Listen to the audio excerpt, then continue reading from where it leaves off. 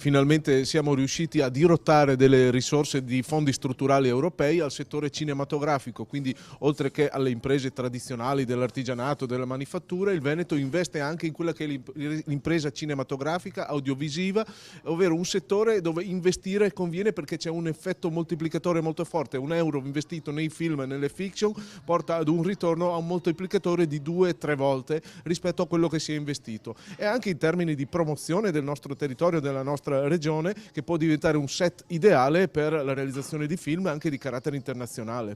Un incontro per spiegare come funziona il nuovo bando per attirare operatori cinematografici, un comparto che quando passa in un territorio lascia competenze e professionalità. La speranza è che vengano valorizzate le risorse già presenti nella nostra regione. Secondo me è essenziale, ci sono regioni o province come Trento che obbliga l'assunzione del 20% della troupe, bisogna andare in quella direzione perché fare i film è molto formativo, quindi se vogliamo far lavorare da un lato e far crescere le maestranze venete è necessario che ci siano dei tetti minimi. Oggi molte serie, molti film non ammettono lavoratori locali e questi devono essere esclusi a mio avviso.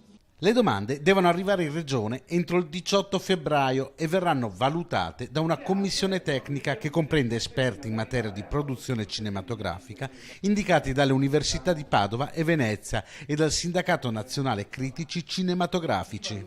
Sono fondi POR FESR, quindi fondi strutturali europei finanziati dall'Europa e cofinanziati dalla Regione Veneto.